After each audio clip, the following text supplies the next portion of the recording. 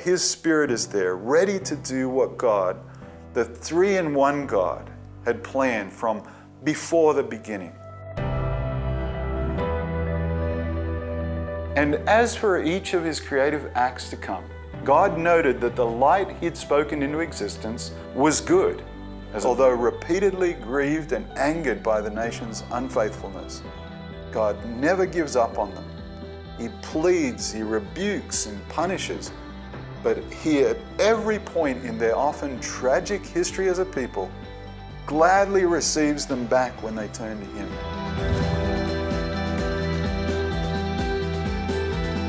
Then the climax comes.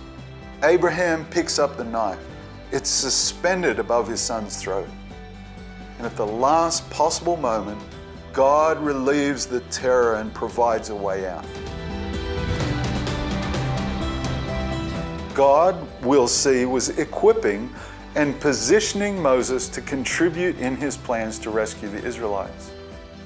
As we've noted a number of times, God gives real responsibilities to humans, and we'll see as the narrative continues that He also equips His people and draws them into His efforts to rescue others in need. We wanted to help you engage with the truth in such a way that your own worldview assumptions are held up, as it were, to the light of God's Word. But let's take the opportunity to work against our self-seeking defaults and allow this to be about Him, His story.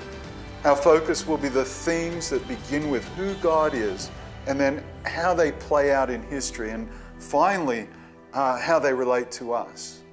This event, God coming into the world in this way, is going to be the most momentous event in all of history.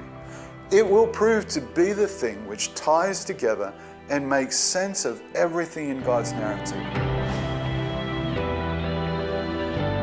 And isn't there already a covenant in place? The one God made with their ancestors through Moses? It has its laws, its priests, the temple, and the whole system of sacrifices. So what will this new covenant be? They know the words of their nation's storytellers appointed by God, Isaiah, David, and all the rest.